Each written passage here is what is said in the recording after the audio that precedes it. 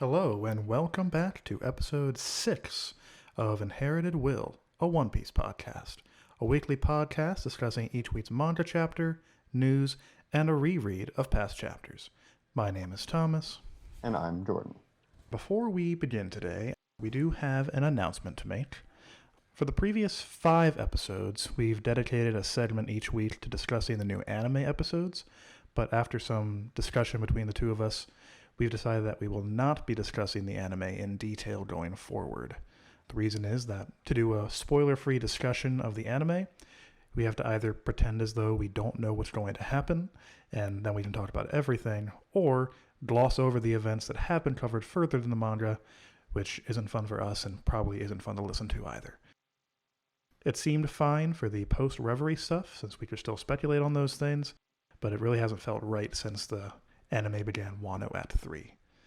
I'm sure that if something big happens in the anime and we have something of note to discuss about it, we'll handle that as it comes, but for the most part that segment is now gone.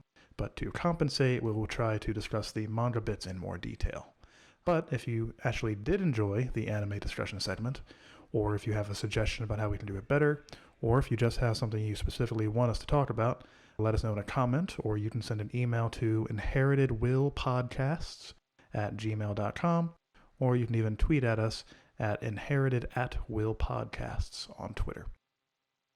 With that out of the way, this week we'll be covering manga chapter 1003 and rereading manga chapters 57 through 68. Jordan, anything you want to say before we jump into the manga discussion? Actually, yeah, I just want to clarify one thing.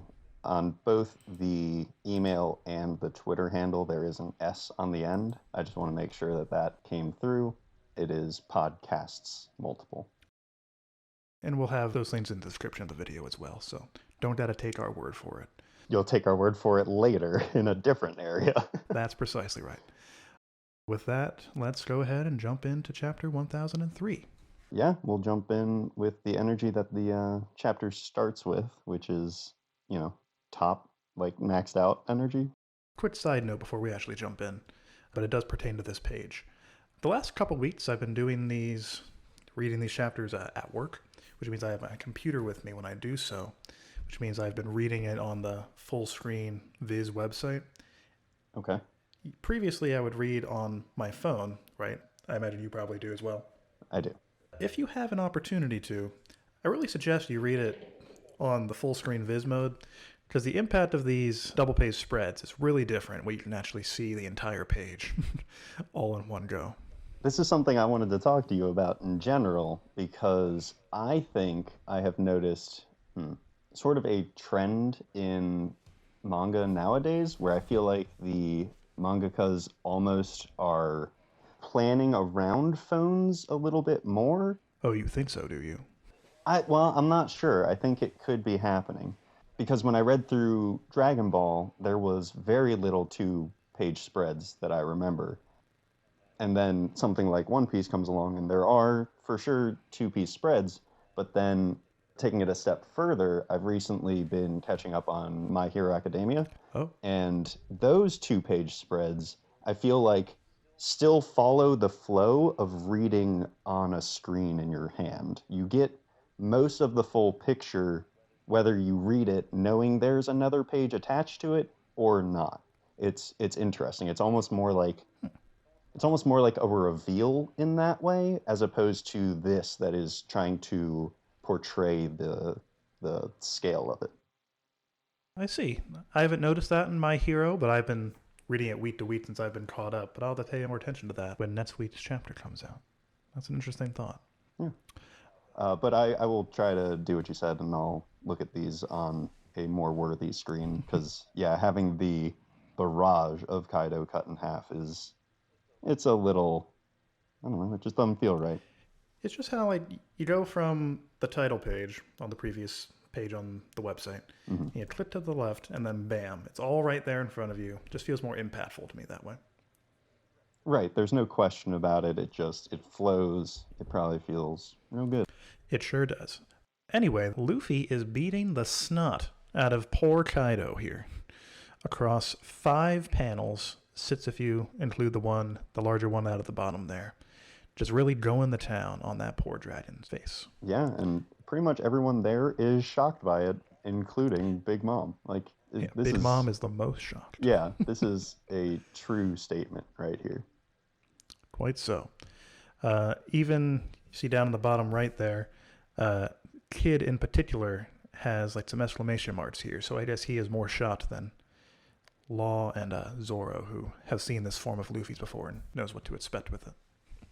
Well, also, I got that feeling throughout this whole chapter where Kid must just be feeling Inadequate. left in the dust. Yeah.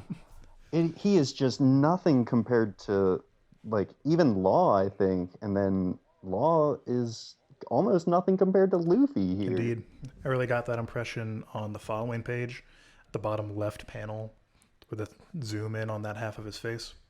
Right. I mean, I'm not saying that it doesn't make sense, because pretty much anyone should be shocked by this. But the fact that Oda is giving it special moments, I think he's got to be trying to get that across.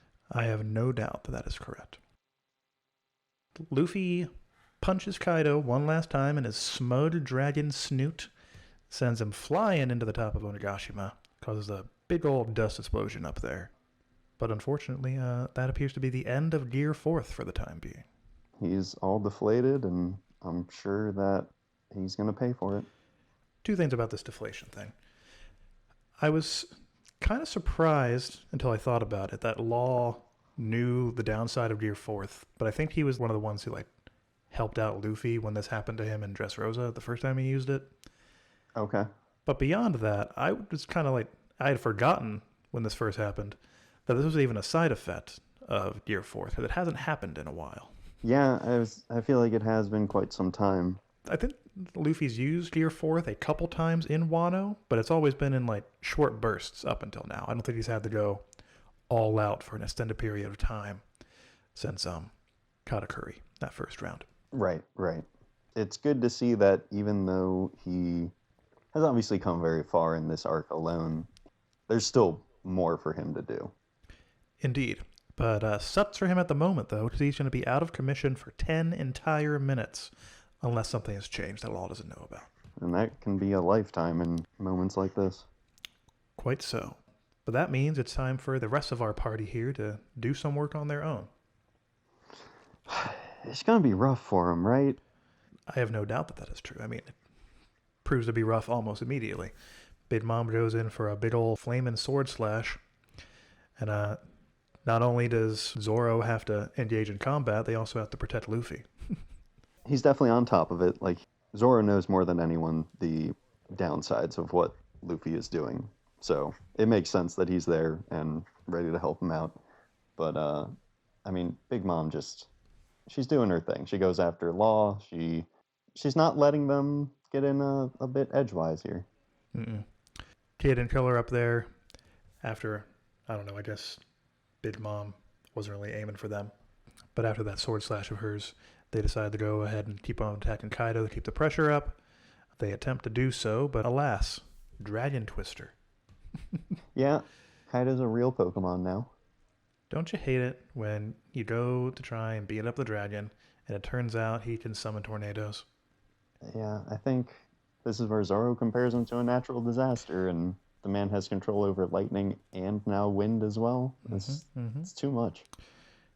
No, this has been a thought floating around in my brain for a little bit now, Jordan. I want to get your thoughts on it as well.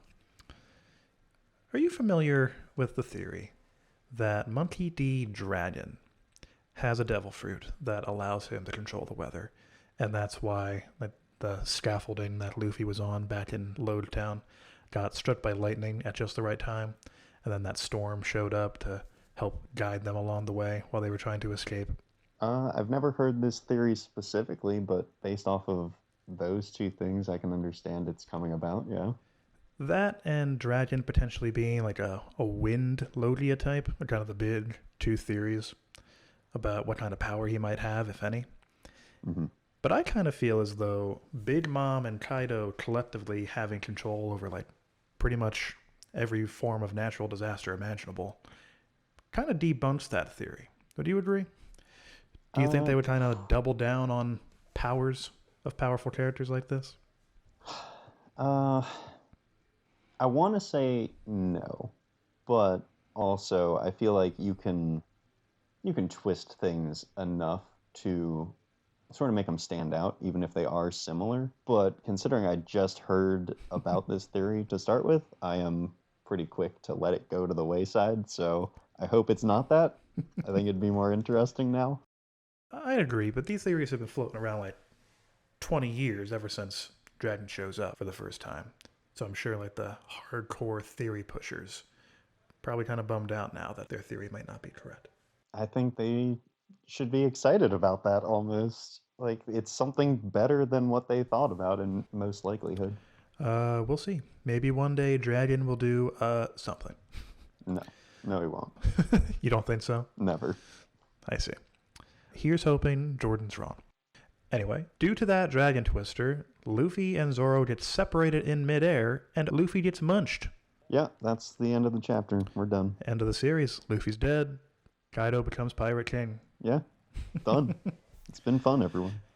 Just kidding. Zoro has his own Dragon Twister. This is a fun stance. This is a good use of the three sword style. You mean on the right above the... Yes, I guess fourth panel down on the right side. Yeah, this kind of like animal aura has kind of been a thing of Zoro's attacks for a long time, but I feel like it's been a long time since we've seen it happen. Right. I love that Oda still finds ways for the three sword style to like stand out.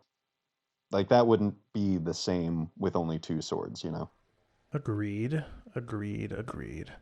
And in the following small panel, Kaido notices for the first time, I guess, even though I think Big Mom pointed it out to him last chapter, but I guess he's forgotten, that Zoro's katana, Enma in this case, he doesn't know it yet, but it's Enma, is the source of his strange, powerful haki he's been sensing off of him. And then he gets sliced by it big time. Lots of dragon twisters in here. I feel like Zoro didn't have a name for that move, but then he heard Kaido call his dragon twister, and he said, you know what? Black rope dragon twister, what now? Not so, my guy. The dragon twister has been a move that Zoro has been using since Arlong Park. And then after the time skip, we first see him use this exact move, the black rope dragon twister, in Fishman Island against the octopus fishman from Hody's group. Oh, really? Yeah, so I think what happened is that Kaido used the dragon twister. Zoro's like, hold on a second, that's my move. I can do it better. And then he does. Well, arguably better. Okay. I should pay more attention to move names, I guess. So it's Kaido that's copying Zoro. It's a weird contest here, I guess. Indeed. He cuts Kaido, and Luffy, fortunately, pops on out of his body. Hooray. Yeah, I mean, that's pretty lucky. I guess if you hurt a man who hasn't been hurt in many a year, he'd probably exhale. I'll buy it.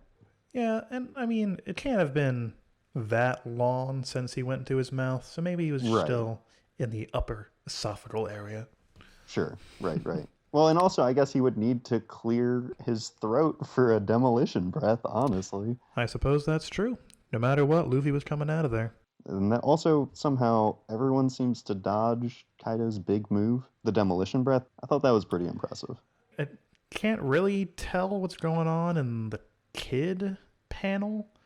I mean, it looks like there's a slash like directly behind him. I'm not sure how he would have managed to dodge that with his big mech, but he also doesn't care. Right. There's definitely something going through the arm of Kid's soldier thing. Oh, you're right. But I see it there. He can just bring it back. Like, it's not... The mech falling apart is of no concern to him. Right. It's all crap anyway, yeah. as he says. But Law, I guess, managed to dodge it with his power again. Zoro just kind of jumps out of the way and shouts, whoa. And Killer, showing some impressive moves, manages to deflect some with his spinny blades. You would think someone would get hit by something, but maybe we're not there yet. Those rocks next to Killer on that Nets panel were not so lucky, though. They didn't manage to block the move. Oh, that's the casualty I was looking for. Thank you. There we go. Perfect. On the following page here, we get a little bit of the fighting happening in the big room down below. People are whining because it's raining rubble. Poor them. Then we get a little shot of Orochi's head still on the ground there. Ain't that nice? Yeah, I kind of thought someone would have dealt with that by now, but nope. They got a lot going on. Yeah, I can't It's like fault an them. invasion happening immediately, But I thought the fact that Orochi's head was here on the ground was a little bit of an interesting thing to show, because we don't see his body here, right? Yeah. So ever since, I'm sure you've seen these theories as well, Jordan, but ever since Orochi was first decapitated, people have been like, oh, well, he's a Hydra. He can just regrow his head anyway. Yep. And I think that is possible and perhaps even likely, because we don't see his body here. So maybe he's already regrown a head by now, and that's just the other one still dead on the ground there. But it's also possible that he has the ability to revive himself. He's just chosen to stay dead for the moment because he knows that even if he comes back, he's still screwed against Kaido. So he's just waiting until after the battle has concluded and hoping for the best. That's a good point. I mean, we do know him to be a coward. So that would make a lot of sense. Especially when his entire army has now defected over to Kaido. I mean, what's he going to do if he comes back? He's got nothing going for him at this point. I do think that he'll come back at some point because, yeah, Hydra. But feels like there's got to be some sort of confrontation between him and Momonosuke at some point. Like, yeah. Momo, like, I don't know, punches him in his smug face right at the end after he comes back. Right. Gotta symbolize the transfer of power. Exactly. I mean, this guy, like, he didn't do it himself, but he caused the death of his father. So, like, gotta be something there. I mean, yeah, he's been rotten from the start, so we'll get there. Fuck Orochi. He's the worst. From there, we find out that CP0's here. Yay. All your favorites. All this time, we had thought that that guy with the one white eye and one black eye was wearing a mask, but I guess that's just his face. He wears it well. As well as anyone could, I suppose. Mm-hmm. These guys here, this guy in particular, are narrating the battle in a way akin to Eneru in Skypiea, where he was like making a prediction of how many people was going to be standing after X number of hours. Remember that? Mm-hmm. Now, they don't make a prediction, of course, but they're just kind of narrating how many people are still alive in that same way. They don't think that Kaido and Big Mom are going to lose, but they're having fun thinking about the battlefield possibilities. Yeah, they're not completely discrediting it. They do say that it's an unnecessary concern. Like, don't even give it thought. But the fact that they're even talking about it means that they know it can happen. Indeed. They're impressed with how the samurai and company have been doing so far. Now, you and I had discussed a couple weeks ago, I think, how in the anime Orochi had, I don't remember how many he said specifically, but our conclusion was like, he's got to be exaggerating. No way there's that many people on Onigashima. Turns out there's 30,000 people there. Yeah, it's a big number. Which I think might even be more than whatever Orochi said. Like, good lord. I want to say it was somewhere around there, but regardless, 30,000 or 27,000 at this point, I guess, is many. Indeed. 3,000 have already gone down. Yeah, but they still have barely made a dent. What does it matter for now? It's true. Our boys came in with 5,400. Not sure how they knew that precisely, but apparently 400 of them already done, which is far less than 3,000. Mm-hmm. So you notice how down at the bottom here, they're choosing to represent the battle as like a game of Go? Yeah.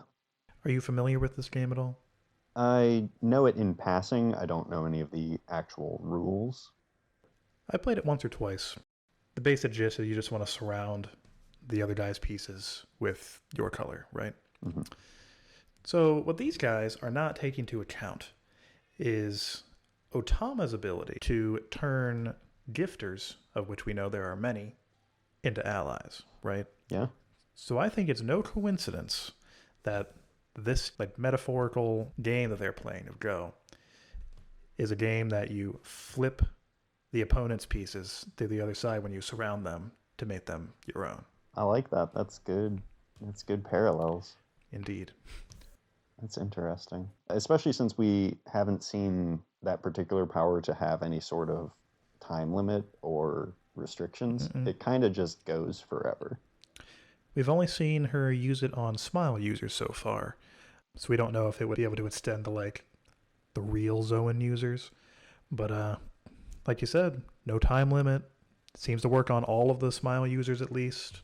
Mm-hmm. And the zone users are for the actual Straw Hats to fight, which True. is something else I wanted to bring up, because where it's flashing through, like, oh, if the new generation can't stop those officers, it does focus on Yamato, which I understand that, like, yeah, she is a part of this, but, like, she gets front and center when it's flashing on the actual Straw Hat members. And I thought it was interesting for her to share that spotlight, especially with the discussion of her possibly joining and yada yada. Indeed. I do want to talk more about this page and implications it might have for the ultimate matchups.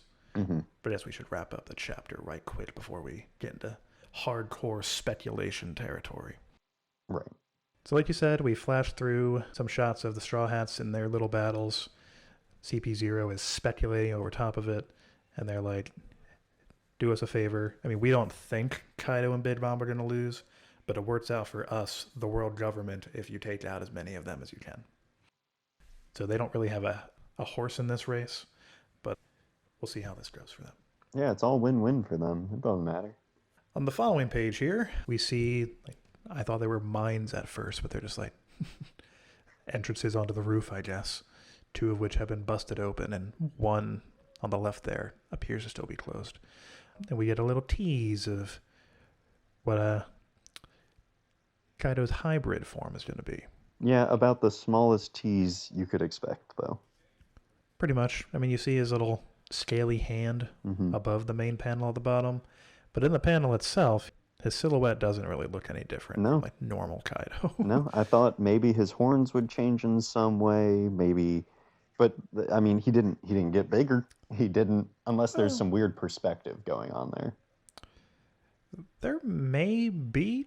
I said that his silhouette doesn't look any different, but you see, like, in between his spiky club and, like, his normal horns, what are those 3, like, bonus horns going on there? He has 2 sets of horns when he's in the dragon form. It could just be... I believe you, but... It's true. Oh, yeah, he does.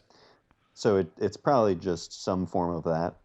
But I don't think that he could have gotten much bigger, considering he's using the same weapon, and it looks the same in his hands. Well, yes, but Kaido's size has varied wildly since his appearance. Well, okay, yeah. I think officially, like in the Viva cards, he's like half of Big Mom's size or something. Oh. I don't know if that's exactly correct, but he is smaller than Big Mom in, like, official material. But we see here that he appears to be standing shoulder to shoulder with her, and she's flying on top of Prometheus. So, yeah. We'll see how that goes, I guess. Yeah, and we'll probably see next week based off of what has been happening. I mean, we keep questioning whether we're going to see other things. We got a taste of it in this one, but it seems like we're in this battle. I'm kind of more convinced than ever now that next chapter we're going to pop over to what the other Straw Hats are doing. This seems like classic Oda teasing something we've all been wanting to see for a long time, and then cutting to something else for a little while. You gotta build the suspense. I don't know, the anticipation, all of it. It'll be real mean, but I think I'm right on this one. Probably, yeah. Popping back to CP0 right quick, there were a few things that I thought were interesting before we talked about the final matchup speculation I mentioned I wanted to talk about. Okay. Here's something you may not have noticed, Jordan. The world government, including the Marines, kind of have their hands in both pies at the moment. CP0 are siding with Kaido and Big Mom. They're like basically in their employ, in a manner of speaking. They're business partners through Orochi as a proxy. Yep. And they work directly for the world government, mind you, the Tenryubito. Meanwhile, the Marines' super secret special force, SWORD, using Drake in this case as the representative, are siding with the Straw Hats. So they're kind of in conflict against themselves, in a manner of speaking. That is an interesting little tidbit there. I hadn't considered that, especially since we haven't seen Drake in a little bit. Yeah, they've put themselves in quite a good position, huh? Indeed. No matter what, they win, I guess. What is Drake up to? What was the last time we saw him? I think the last time was against Scratchman. Did we see like what happened to him after that? I don't remember him doing anything that stands out since then. I think that happened in chapter like 999 or 1000, and we've been pretty heavily focusing on Kaido, Big Mom, and Luffy since then, so maybe he'll show up soon. That does kind of segue into something I wanted to discuss with you. We've been talking for a few weeks now about how these matchups with the other Straw Hats kind of had to be shaken up, at least in Sanji's case. Mm-hmm. But I don't think we've discussed at all like what we think the final matchups are going to be with these guys. So what do you think? What are your thoughts about that? Who do you think is going to end up with who? Who do you think is going to be shaken up? The only one that we really know needs to be shaken up is Sanji, and he only has so many options. True. There are some that I think are more set in stone than others. I think the Nami and Usopp battle is pretty set against Page 1 and Ulti. I think previously you have brought up the possibility of Chopper against Queen, and I have thought about that since then, and I really like it.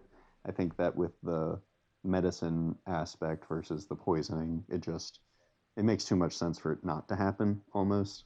Agreed. And I'm sure they can't just kick Chopper off to the side and have him making medicine for the entire fight. He's got to do something more like plot substantial than that, right? He's got to. I guess he doesn't, but considering the buildup that this entire arc has had, it would take the wind out of the sails for it, really. Agreed. And Chopper hasn't had like a real fight since the very beginning of the time skip. Granted, a lot of these characters haven't, but Yeah. Chopper in particular doesn't get very many fights pre-time skip, so it just kind of feels like he's been shafted a bit more than our other main boys. I hope everyone gets at least some time to shine. I hope so. Everyone pictured here is pretty much in a conflict. Mm-hmm. The only ones out of the Straw Hats that are not are, like you said, Chopper, Robin, and Brook. They're just kind of on the bottom floor doing nothing in particular. Chopper's doing something, but the others aren't, as far as we know.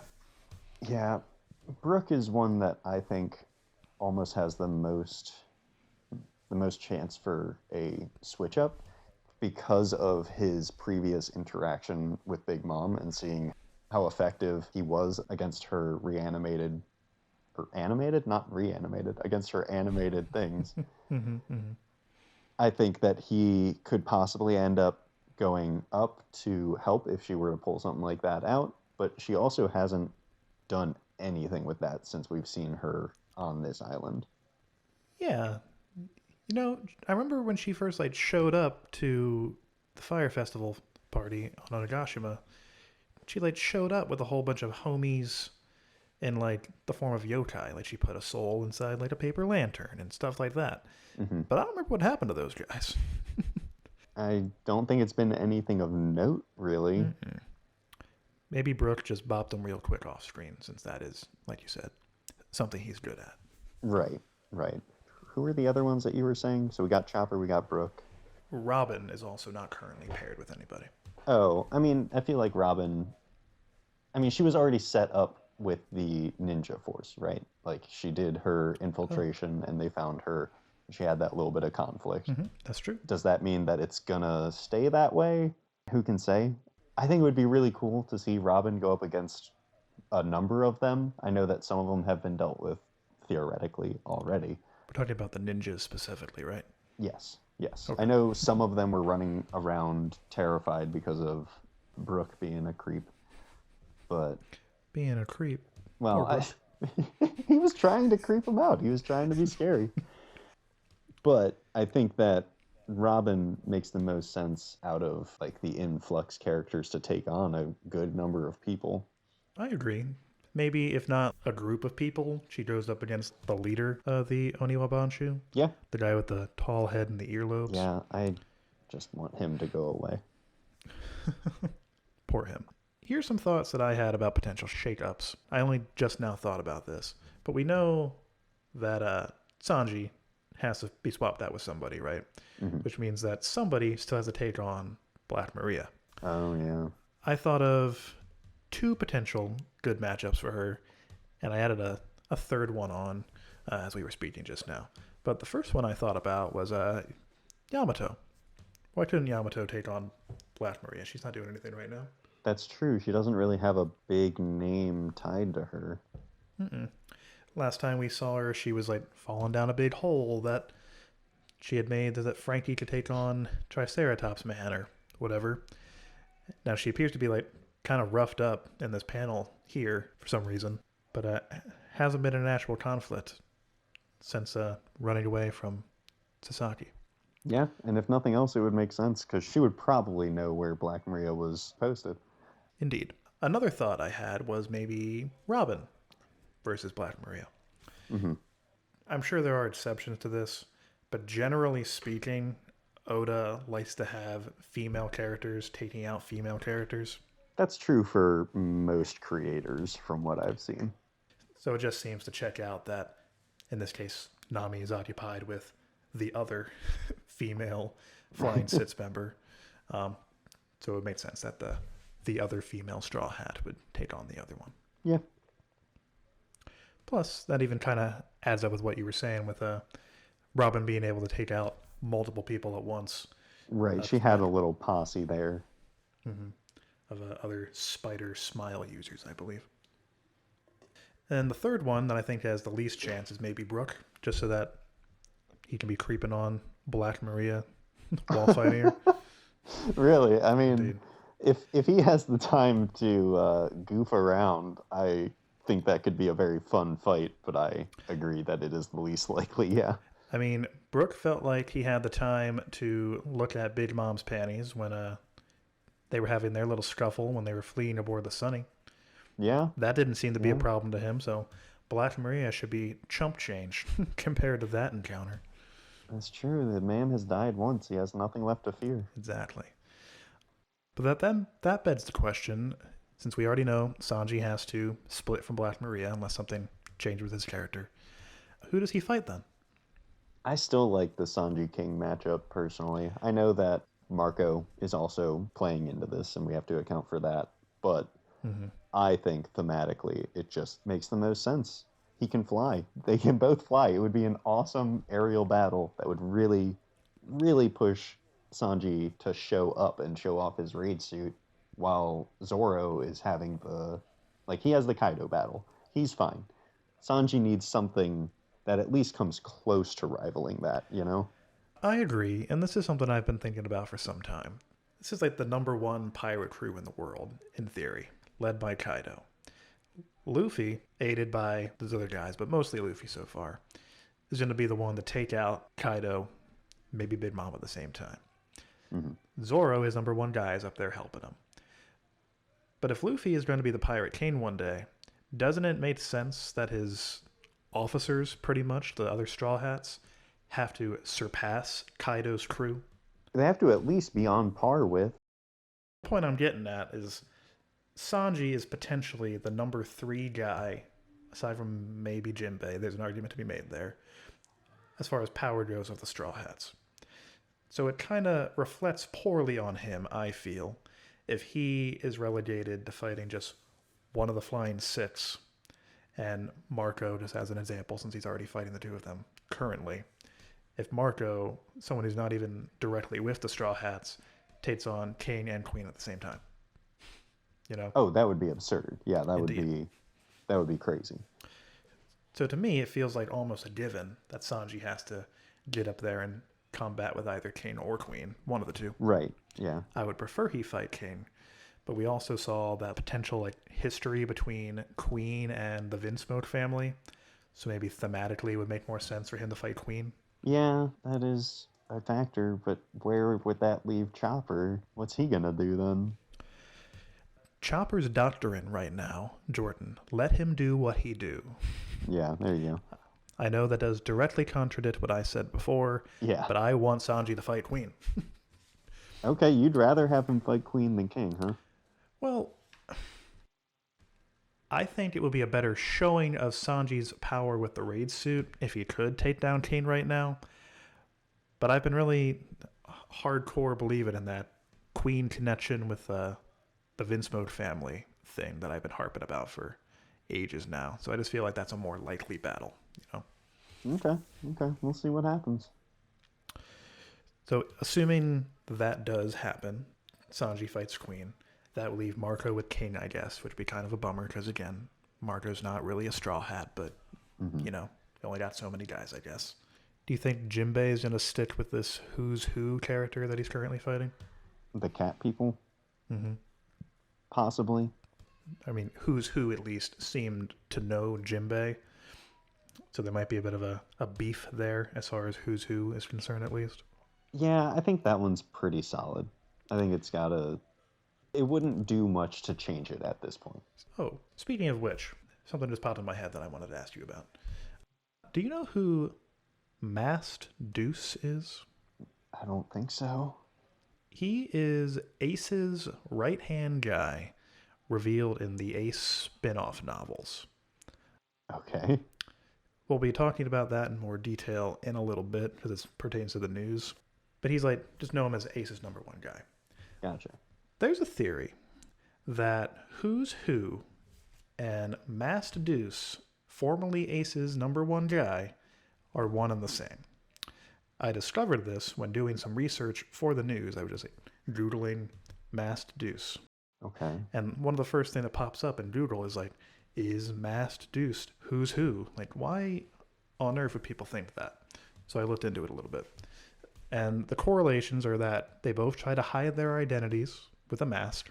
And even their names are kind of, by their essence, them trying to hide their identity, right? Like his name is Masked Deuce, Who's Who, you know. There's a commonality there. Mm-hmm. Mm-hmm. Yeah. And people think that the beef that Who's Who has with Jinbei, if he is indeed Masked Deuce, is that Jinbei is the one who exhausted Ace so hardcore before he had his confrontation with Whitebeard. And that's the reason their crew was separated, right? Which ultimately led to Ace dying later down the road. That would require so much forethought on Deuce's part. Like he would have so? to know that Jinbei would join Luffy and that Luffy would go to Wano to overthrow Kaido. Well, I'm not saying I agree with this theory, but to play devil's advocate in this case, Mm-hmm. Mm-hmm. he didn't have to have joined Kaido just to get back to Jinbei. He could just be picking a fight with him now because it's convenient, you know? Okay, that's He could fair. have just Yeah. had nowhere to go after Ace was gone. Well, okay, to counter that point, it would seem a strange jump to go from Ace's number 2 dude to working for Kaido. I agree. I mean, Oda isn't Tetsuya Nomura, right? He's not the kind of guy who's going to expect you to read the spin-off novel Mm-hmm. in order for you to understand an important character, right? Yeah. So I don't think this theory is very likely. Plus, I was reading on the wiki, again, researching this man, and I didn't see what the source was. But according to the wiki, Ace's crew got assimilated into the Whitebeard pirates, and Masked Deuce became one of the doctors attending the Whitebeard on the crew. Okay. So Okay. what beef would Masked Deuce still have with Jinbei if it kind of all worked out for them anyway? You know? Sure. Yeah, I hear you. Don't think that theory has any legs, but I did think it was fun to think about. Yeah, I mean, it's always fun to think about theories, but I think we should probably move on to the next segment. So be it. No break next week. The new chapter drops on February 14th. Looking forward to it. And that takes us into the news segment. All right, bit of a lengthy news week, but I'm going to try and get through it as swiftly and painlessly as possible. So, kind of a lot of things dropped in Japan this past week. One Piece magazine issue 11 was released, and with it we got all sorts of goodies. First thing is that Oda drew a what-if scenario illustration of if Hancock had eaten Anaru's Goro Goro fruit. Of course, I will post a link to that image as posted on Reddit, but the basic gist of it is Oda does good work as always. Speaking of Ace, the Ace spin-off novel manga adaptation, Chapter 2, as drawn by Boichi, was also released in the magazine. So it is the manga adaptation of the novel drawn by this other guy who is most famous for drawing Dr. Stone right now. There's no official translation right now, nor is there one for the first chapter yet, but there is a fan translation out there for those interested in such things. does make you wonder, though, why they are so slow in translating this sort of thing compared to the weekly chapters. In addition, in this magazine, the next chapter of the heroine's novel was released. This one about Perona during her time with Zoro and Mihawk during the time skip. This makes it the 4th chapter in this short story series, with the previous ones being short stories about Nami, Robin, and Vivi, and the next one being a story about Hancock. Presumably, once all 5 are released, they're going to be compiled into a novel, and that's why it's called the heroine's novel. In addition to the magazine this week, volume 98 of the manga was released in Japan, and with it came another round of SBS questions. We're not going to cover every single thing here, just the juiciest bits, and these translations come from Arthur from the Library of Ohara, with links to both the appropriate section of his website along with his Twitter account where he puts out the translations. First up is perhaps the biggest news. A young man wrote in asking, quote, "If Luffy's Gear 4 is a thing, then will Gear 5 be a thing as well?" To which Oda responds, "Right now, the enemy we have to defeat is the man said to essentially be the world's strongest. Because of that, the world is in the age of transitioning from 4G to 5G. G means gear, right?" Unclear, as of right now, if Oda is indeed confirming Gear 5th during this fight, or if he's just making a joke about 5G internet. We'll have to see where that goes. He's definitely making the joke there. There's no doubt about that. But well, yes, but is it just that, or is he also teasing that this is going to happen? That's my question. Right, yeah. I have given this some thought. I think it will happen eventually. There's just too much story left to be told for this to be the peak, in my opinion. Sure. Oda is also asked to detail the rank structure of the Marines, and he does so. But the only new information here is that Django and Full Body have been promoted from seaman recruits from pre-time skip, which is almost the lowest rank, to lieutenant commanders, which is a pretty high rank. T-Bone has also been promoted from a captain pre-time skip to a rear admiral post-time skip. So good for T-Bone. He deserves it. The other two, not so much. While answering a question about the Beast Pirates' names being derived from card games, Oda also mentions that originally Doflamingo was meant to fight alongside the Beast Pirates at Wano instead of having his own arc in Dressrosa. That's a fascinating little tidbit. I can't imagine Dressrosa just not existing. Me neither, but thinking back on it, aside from destroying the Smile Factory and Doflamingo going down, not all that much of import happened there. I mean, they met Fujitora. It just felt like a necessary step to me. Like, I guess there might have been some sort of other entity there that they would have needed to overcome, but if they just would have skipped the arc completely, that would be bonkers. But they could have just, put the Smile Factory on Punk Hazard and have Doflamingo just be based in, or better yet, have the Smile Factory be on Wano and Doflamingo be based there, But I felt like they did not do that, and this is just me speculating. So that Law would have an arc of sorts in which he, quote, joins the Straw Hats, Yeah, we got some of his backstory and motivations. Indeed. Sure. Moving on, we also find out in this SBS that the horns on the Beast Pirates are confirmed to just be fashion. Pleasures are allowed to have only one horn, while people of Gifter and above are allowed to wear 2. Of note, though, is that in this segment, Oda only specifically mentions those 2 ranks. No mention is made to Kaido or Yamato, etc. So this doesn't necessarily confirm or deconfirm anything about their horns, just the regular members of the Beast Pirates. So don't let people online tell you otherwise. Oda also includes in this SBS drawings of Sanji at age 40 and 60, and another set for the bad ending scenarios. Make sure you check those out on the link. They're pretty silly. Oda also answers a question about what devil fruits the non-powered members of the Straw Hats would have.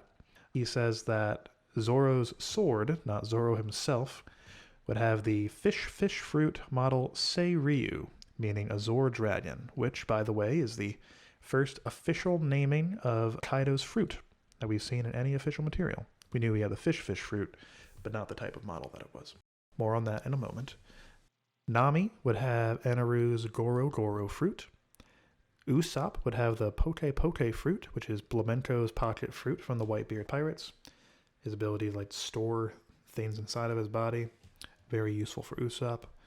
Sanji would have the Sui fruit, Senor Pink's land swimming ability. And Frankie would have the Booty fruit, Baby Five's weapon ability. Hey Jordan, have you heard of the Yamato fruit theories? You seen any of those floating around? Yamato fruit? No. So people have been theorizing ever since they saw Kaido was a blue dragon, which by the way, the Seiryu, the Azor dragon, is specifically one of the guardian deities of Kyoto in Japanese myth, right? One of 3 guardian deities of Kyoto. The other 2 being the Byakuya, the white tiger, and a turtle whose name I have forgotten.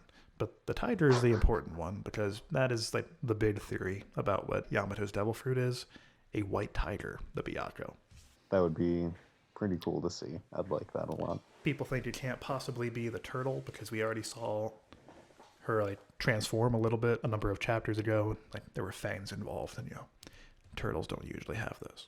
Right. Yeah. I don't think Kaido would give his own flesh and blood the turtle fruit, no matter how powerful it was. But it's a god turtle, Jordan. Yeah, still doesn't matter, I don't think. We'll see about that. But yeah, people think the Yamato is going to have the Byakuya white tiger devil fruit, which I think could be cool and thematic. But that would kind of leave the third one, the turtle, left open. But we'll see how that goes. But that's it for the news. Any questions, comments, or concerns about any of that crud before we move on to the manga reread? I'm ready to jump into that reread. Currently, just to save on a little bit of time, I think I'm going to go through my notes here. So I've got maybe 3 things that I actually want to discuss. One is whether you think Oda had any plans for Sanji's second backstory at this point, because his backstory, his origin with Zeph is already pretty heart-wrenching. It's pretty bad. It gives him plenty of reason to be doing what he's doing, provides a lot of motivation, all of that. But then to double down and just push it so much further, do you think that Oda had a plan at the start? I do not. I think this stuff was added on much, much later. But I think, and I am again just speculating, I think what happened was Oda was thinking about Sanji and thinking about all the little holes you could poke in to his original backstory. For example, why was little boy Sanji just alone, orphaned presumably on a ship of cooks, right? What's up with that? Says Oda. And he felt the need later on to kind of fill in those blanks that he had left for himself all those years ago. Okay, so then moving on from that, do you think that thought process will eventually be applied to Zoro? I mean, if it was going to happen, I feel like it would have been in Wano. Right, I know you've said that in the past. But we're past the history stuff of Wano. We're now in the avenging the past bit of Wano. Yep. So Yep. It does kind of feel like Zoro's backstory is kind of lacking in comparison to some of the other characters. But I just don't think there's going to be opportunity going forward to, at least not to flesh it out to the extent that Sanji's was. Maybe after Wano, we'll get a brief little bit of history where turns out, what's his face? His master from, I forget the name of the village. He's descended from Wano and he knew Zoro's parents there. Or, I don't know, some such crud. Right. But certainly not a multiple chapter flashback, Yeah. Are any of Zoro's swords still the original? Because I know he's gone through a few of them at this point. Have any of them been with him from the start? Well, if by from the start you mean since he left that village, the answer is yes. The Wado Ichimonji, the sword that he usually uses in his mouth, that was Kuina's sword that her dad, his sword master, gave him after she died. Okay, so that one's going to stick with him forever, probably. Indeed, I would think so. We could get some history on that here, which could tie into more backstory for Zoro. I think that is likely, and I think we even already have gotten a little bit, because I think The Tengu man, I think, said that it was forged by the same person that forged... Enma and the other one, I believe. Yeah, yeah. So that's already a little bit. So like, if we know that Sword Master was from Wano, how did the Wado Ichimonji get from Wano to wherever the fuck village? That's already something. Right, and I could see that still developing. Like, that wouldn't feel out of place to happen after the conflict is sort of settled. Plus, and this has been something people have discussed for a while now, Denjiro, before he had his massive face transformation fueled by rage, looked like exactly like a younger version of Zoro's Sword Master. Like there's an uncanny resemblance there. Okay, I've never seen that one, but I believe it. Oh, you mean when he was younger?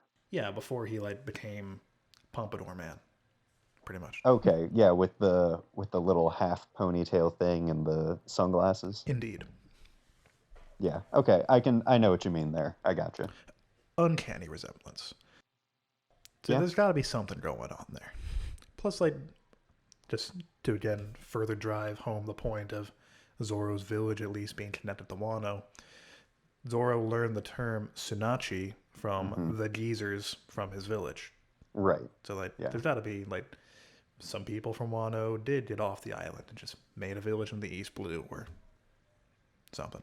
None of that necessarily connects directly to Zoro's lineage, but could be.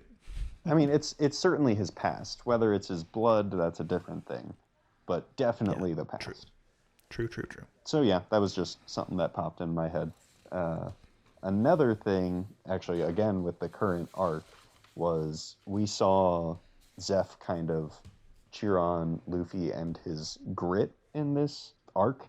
And the grit is effectively the guts that Luffy used to survive Kaido's flame thing. Like, it's the same concept. Yeah, I think you're exactly correct.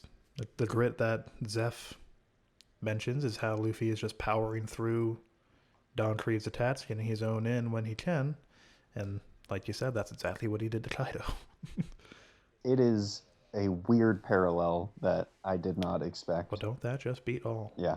It makes me accept the whole guts explanation more. I wasn't all that for it originally, but now that, like, we've had another instance of it, so it just makes sense. Agreed. Wouldn't call it foreshadowing, but like thematic parallels. That's for sure. Right. Also, there's a part in this where after all of the fighting is done, Gin says that he wants to meet Luffy again on the Grand Line. Do you think that's likely, or do you think he kicked the bucket from the poison? I mean, people have been talking about this ever since the Grand Line started. Like, oh, when's Jin gonna come back? Oda basically said that it's confirmed or whatever. I don't know if he's dead necessarily, but I don't think that there is any need this late in the story to bring back Jin or Don Creed. It would feel so weird, right? For what purpose would they appear, right? Like, what have they been doing all this time that would somehow connect to this endgame poneglyph politics with the world government stuff, you know? Right. They're not Kobe. Like, they haven't been peppered throughout and showing development. It would be buck wild to see Gin appear again, in my opinion. Now, I think it's possible, perhaps even likely, that Oda at the time intended for something to happen there. And that may explain why there's never been like a Don Creed and Jin cover arc or something like that. Okay, I hadn't considered that, but you're right. I think it's too late for him. I think he pales in comparison to what's being thrown around now. Exactly. You know, it just would not live up. Couldn't agree more. Those were my 3 big things, because we did so few chapters again, but if you have anything, I'm very interested to hear it. I do have a couple points I wanted to address. You know how these days a complaint about Sanji post-time skip is that he loses a lot, right? Yes. I tend to headcanon justify most of those instances as Oda liking to write Sanji into scenarios where he just can't beat the other guy due to circumstance, right? For example, he broke his leg fighting Virgo on Punk Hazard, largely, I think, in part, due to how he was just blown the fuck up when Nami had his body just like 30 minutes prior to that, right? He was already weakened at the time. Yeah. In the Whole Cake Island arc, he lost to his brothers left and right because he couldn't fight back against them because they had hostages and they were going to blow it off his hands and all that crud. You know, that kind of thing. Yep. That's not really the case that I can think of beyond the Barati arc up until the post-time skip, but it's certainly the case in this arc. So Oda was kind of starting it off real early, but that's exactly what happens here. He's doing all right against Pearl, and then Jin takes a hostage. He can't fight back anymore. So he takes some big hits against Pearl, which then cause him to lose against Jin later in this arc. So I think it's like interesting that the very first thing Sanji does became the only thing Sanji does. I exaggerate, but pretty much the only thing Sanji does later in the series. I just thought that was an interesting parallel. Yeah, I'll be paying attention to that in the upcoming arcs to see if I can catch anything. Because that is true. He's definitely known for that. It's a bummer. It was still a good trade-off for sure. But you're right. He's always fighting at a disadvantage. It's rough being Sanji. Yeah. Then another thing I wanted to address is the characters of Jin himself. And also, like we did with Kuro and retroactively Buddy, Don Creed as he compares to Luffy's mentality, right? Yeah. So to start with Jin. Jin, I think, is a fascinating character because Oda originally tries to play him off as how do I describe it?